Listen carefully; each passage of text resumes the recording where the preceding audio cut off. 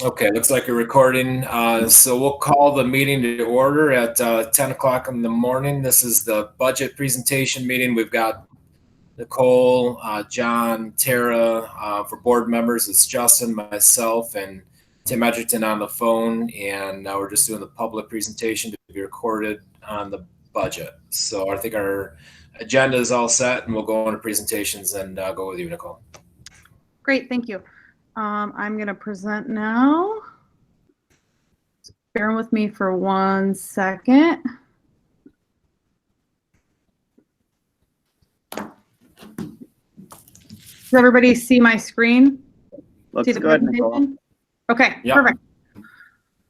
Okay, so this has been our budget mission the entire time, obviously to protect or enhance our programs, exhibit fiscal responsibility, and to consistently try to realign our current resources to increase our levels of student achievement. I think we've been working on that one over the last 2 years. So I think we've been doing a pretty good job taking the current resources we have and trying to make sure they're allocated in the right positions.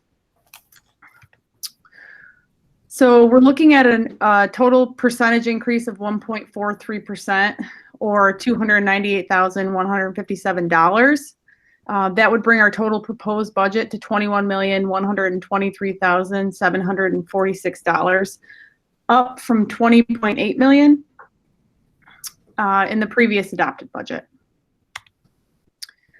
So the first thing I want to discuss is our tax levy and the rate. We're proposing an increase of 0% to our tax levy. A couple of factors that we have to face right now are we approved the veterans exemption back in November. So that's going to affect our rate. That reduces what our tax base is. And then I just pulled up the equalization rates for all of our towns and villages that are in our school district. And you'll notice that on the right-hand side of the screen, the change is a lot. So only Barry, Alba, and the village and town of Oakfield are at 100%. So what does that mean? The equalization rate just ensures uniformity. So what they're saying is that the residences in Alabama are potentially assessed at 5% less than all of the other assessments. So really what that does is just the equalization rates make a uniformity in all of the assessments. So what that does though is that changes the tax rate. So let's look at that in my next slide. So as you can see, last year in the 2019 tax rates, Pembroke was the only one who had a different equalization rate. But this year, there is potentially several different tax rates because our equalizations are potentially not going to be 100%. So we aren't sure that these are the rates. These are just sample rates based on what our tax base currently is. The final rolls are not done until July, and I believe they have up until August 15th to finalize all the equalization rates. So those are some of the things we're working with. We're proposing a 0% tax levy, but again, that could affect, the rates could be affected based on the equalization rates. And then we also have to remember that we did approve the minimum exemption for the veterans exemption. So those will be two things that do affect our tax rates as we move forward. So I just wanted to show like a tax rate history. As you can see, there's no values in there, but we've been pretty flat in what our rates have been, even decreasing over the last 3 fiscal years. So I think we've been doing a pretty good job at keeping the rate consistent, which is what we've been trying to do. Just a brief conversation about the tax cap. I know it's extremely interesting to everyone, but we had the potential to go up to a 2.42% increase on our tax levy, or 5.4 million. So some of the things that we look at in the adjustments are change in pilots and the calculation of our capital exclusion. So we try to keep that consistent year over year, and we can manipulate that a little bit based on what we appropriate for our fund balance. So when we're looking at the capital exclusion, how that gets determined is when we have expenditures for debt and the corresponding state aids that we get on those. So when there's a difference and the taxpayers are paying more, we have the ability to use that and add that to our tax levy.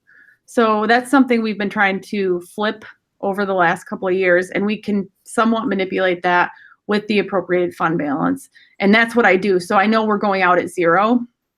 So I went and filed in my tax cap report, I adjusted our appropriated fund balance in the debt reserve, just because that does affect our capital exclusion year over year. So if we don't go up to the capital exclusion, so if we say in this, you can see in the bottom two columns, it says tax levy threshold and then submitted to the state comptroller. We wanted to make sure that was reduced as very close to what our actual levy is going to be, with some wiggle room, so that next year that's not that larger number reduced. So as you can see, that yellow is the prior year capital levy. So we want those to be fairly consistent year over year. So here you can see what we were allowed versus what we actually took. And most years we don't go up to the levy limit at all. One year we had a negative tax levy limit, which we want to try to avoid. It's not the end of the world. What that just means is you finally are getting, you have debt falling off and you don't have any replacement of that debt, or you're getting more state aid in than you were in previous years. And again, that debt has fallen off. So we are trying to avoid that, just so we don't have to get back to the situation we were in 16-17. So our total budget, the makeup of the percentage of the capital, administrative, and program, the three-part budget, about 20.6 is capital, 11.4 is administrative, and 68% is program. So I think that's been fairly consistent, maybe 1% going back and forth between administrative, capital, and program over the last 3 years. So what we're looking at is a decrease in the administrative component and an increase in both the capital and the program. Our total budget increase is only $298,000, and I've calculated roughly increases on salaries alone this year are going to be $300,000. Increases on health insurance are going to be about $40,000. Increases in our purchase of our buses are $12,000 out of the general fund. So as you can see, I mean, I think we've done a good job at reducing our other expenses as we move into the new fiscal year, and just reallocating the current resources again as part of our budget goals to other areas. So there's not a lot of wiggle room. We are still in negotiations with the teachers, hopefully wrapping that up soon, and the teachers are part of that program component. So that's where we are with our expenses in the three-part budget. So as I said, health insurance costs about 2% increase is $40,000. Next year, we're asking, as part of the budget, approval of our capital outlay projects. So we replaced the middle high PA system this year. Hopefully next year we will be able to also replace the elementary school PA. So we've been finding, as we did finalize our last capital project, that we really need to upgrade some of the infrastructure, which we have done. But also the PA system itself hadn't been updated in several years, over 20 years. And there's really been a lot of change in the technology, so we need to get that updated as well. We're planning on purchasing buses out of the general fund, 1 large bus and 2 cars. Based on what our current student needs are, we would also be selling, I believe, 3 of our current cars. We would be looking at getting 2 vehicles. I assume they wouldn't be actual cars, but they would be SUVs for the replacement, and based on our student need. We have students right now that are going farther, but if we had an SUV it would be safer and more economical to transport those students. So the only staffing reductions we're looking at are 2 FTEs of teacher aide positions, 1 through attrition, and then 1 we don't have currently a filled position, and we think we can just eliminate that into the next school year based on where we currently are with student aid. So just an idea of our student enrollment over the last 12 years. As you can see, we were over 1,000 in 2007, and then we've gone down, down, down. We hover a little bit above 800, and we've done that over the last 4 years since I've been here. But our economic status has gone. We have a higher percent of free and reduced lunches, as you can see, over that 10-year span. So it's interesting information. Moving on to revenue. So we're looking at, again, $298,000 increase in revenue. The majority of that is in state aid. As you can see, that's the highest increase. Everything else has gone down. Not from a negative per se standpoint. Our pilots, we had the incorrect pilot schedule that we were given when working with. So we have this current fiscal year, we're at $508,695 for the Empire pilot. That's the gas, the high power gas that we had, and that was extended for 15 years. And then the $107,000 decrease in other unclassified revenues. Last year, well, 19-20 budget, we had a accelerated E-rate project that we did, and we received the money on. So that was about $100,000. So that's why we're seeing that change there. So the biggest increase for state aid, yeah, as you can see, we had a large increase in the BOCES aid that we're receiving, and a fairly sizable increase in our transportation aid, and then a somewhat minimal increase for foundation aid. Now, the reason why it's increased is we approved our 19-20 budget before the actual final governor's budget run came out last year, so we just left that number as is for foundation aid. So realistically, the $9,072,941 is what last year should have been, but we were working on trying to get the budget approved before, and the governor was a little late coming out with that. So the board moved to approve that. So this year we will have a slight budget to actual variance of positive for foundation aid. So BOCES aid, we've been spending about $400,000 more a year in BOCES aidable costs. So I verified that number to make sure it was good, and I'm in agreement with that 1.2 million. So I'm happy for that. And our transportation aid, we have been slowly spending more over time in.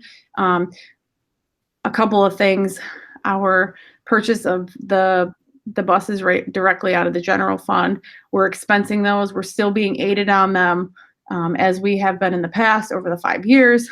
But I think I really looked hard and manipulated that transportation aid number from what the governor's regulation said it was going to be to what I actually think it's going to be.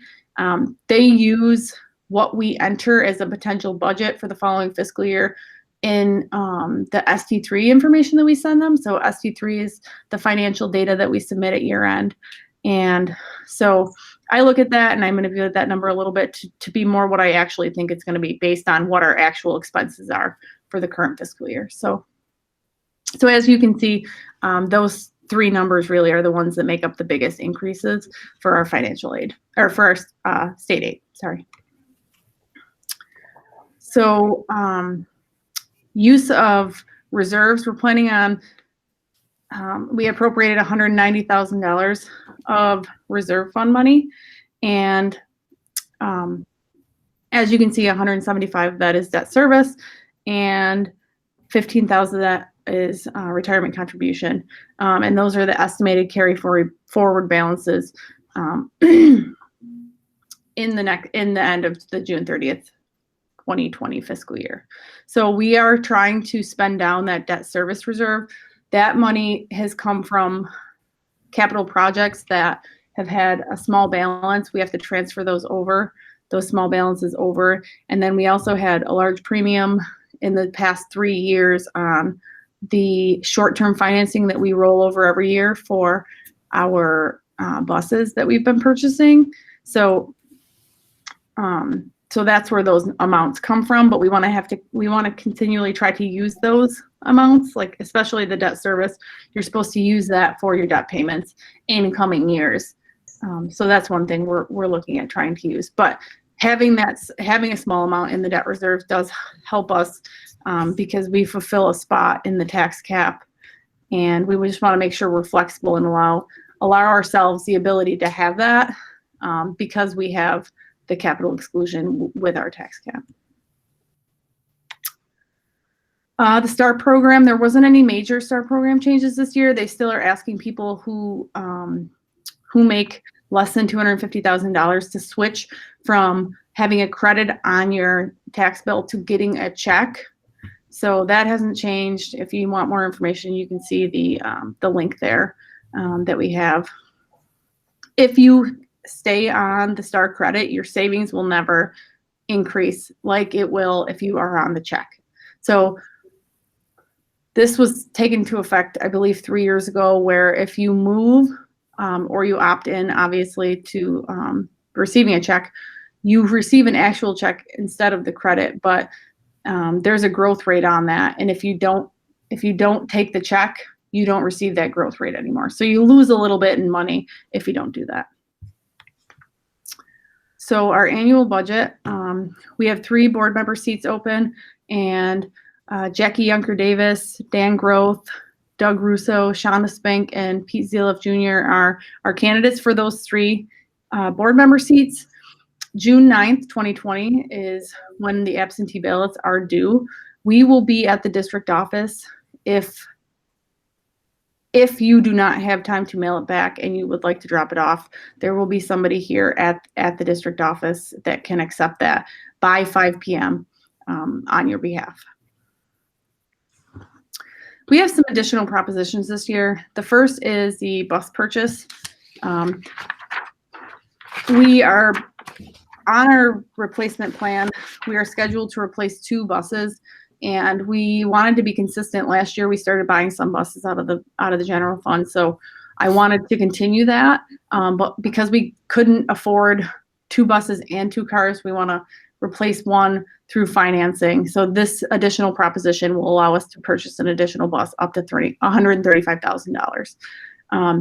And as we know more, we're asking voters to approve that. But as we know more, if we are going to have a large aid increase, that would be one of the things that we would be able to cut and not move forward with for this budget year. But we would like the option if our aid does come through. The third proposition is capital project, and the major parts of the project include secure entrances, windows, enhancing parking lots for the traffic control, our elementary cafeteria and kitchen and stage, which are all what we in the 1950s the building was built, and they're all the same from the 1950s. There was some updates with the last capital project, but nothing completely. And then the rest is really electrical and plumbing infrastructure. So that's what the capital project consists of. There's more detailed information in the budget notice and all of the budget details that we sent out. And also you can see anything you need on the website at oahornets.org. I just wanted to briefly mention the future economic considerations. So Governor Cuomo, as most people know, he's been saying that he's going to make 20% cuts to school districts and other governmental entities if the federal government does not provide a bailout for states based on all of the things that are happening with the pandemic and the freeze and the all of the pushbacks that have happened because of the pandemic. So he has given himself these 3 measurement periods, April 1st through April 30th, May 1st through June 30th, July 1st through December 31st, that should say. So what he's doing is he's looking at if he's meeting their revenue and expense goals as a percentage, and if he is more than 1% below, or expenditures are more than 1% above, then he has the ability to cut our state aid that he's promised us. So that would be the state aid that's in the previous slides. So there has been no legislative plan as of the first measurement period. I think we'll know a lot more come July 15th. That's when all the tax revenues due, but really the look back period is May 1st to June 30th. So I'll be interested to know when they're going to get those numbers out, because they had originally said they would have within a week, within the first week of May, they would have what those numbers were, but it took an additional week and a half or two. So we didn't know any more information until about May 15th, I believe, when they posted it on their website. So we'll be currently watching that just to make sure we're in line and what our expectations are with that. So as I said, what do we know? We know there's going to be state aid cuts. We know it's going to be we assume it's going to be between 10 to 20% of foundation aid. For Oakfield-Alabama, that would equate to about $900,000 to $1.8 million. That's just foundation aid. That doesn't include our other aids. If the governor decides to cut further and look at all aids and cut those, then it's going to be more like 1.3 to 2.6, depending on what he includes in that. So what do we don't know? We don't know the amounts of the cuts, whether it's going to be now or in the future, and any new mandates that the governor is going to have when school does get opened up, and what that's going to look like come September. Hopefully we will be able to reopen, but we just don't know at this point.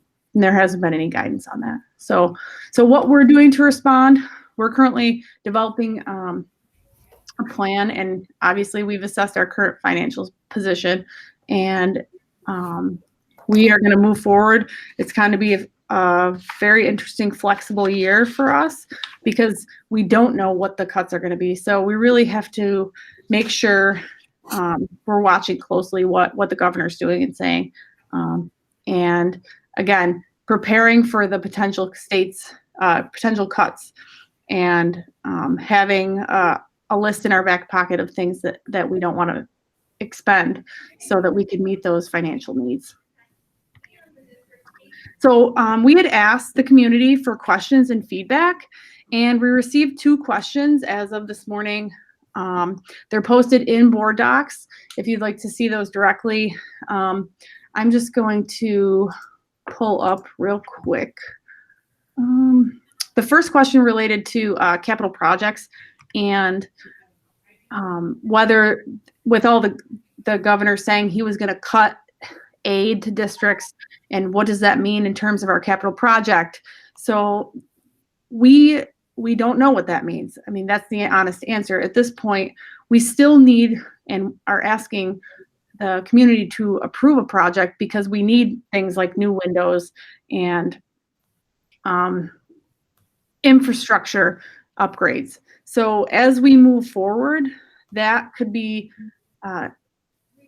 really streamlined and reduced, the amount of work that we do based on what the aid is going to be. I'm confident that the governor has not in the past reduced aid on capital projects for school districts, even though he had taken back aid in the past. But that is something we are looking at. I know the board is very vigilant. If the community approves the capital project, we will be working hard on making sure that we're within the approved expenditures, and that there's no levy increase for the community with that. So the other question I think I will have our district clerk chime in on was in regards to opening the absentee ballots and how those are going to be kept private, and what your vote was. So Tara, I'm going to stop sharing, and I'm going to let you take over on that one. Okay, thanks. So we had some concerns and questions regarding voter privacy and confidentiality as far as the ballots are concerned, because all absentee ballots are required to be signed on the back. So people were concerned that we would be able to find out who cast what vote. Our process is that as I am receiving the envelopes back in the mail, I am separating the signed ballots from the unsigned ones. The unsigned ballots will remain sealed and kept in the locked ballot box. The signed ones are also currently being locked in the ballot box until June 9th. And then when it is time to count, or shortly before 5 p.m. on June 9th, the signed ballots will be sliced open. The ballots will be removed, kept folded. The envelopes will be placed in a separate pile. And then at that point, the separated ballots will then be unfolded by our voting inspectors, and we will start to tally them that way. We do have to keep all ballots and all envelopes for 1 year per law. And voter privacy is our #1 priority. So if anyone does have concerns, they are more than welcome to reach out to me or anybody here in the district office.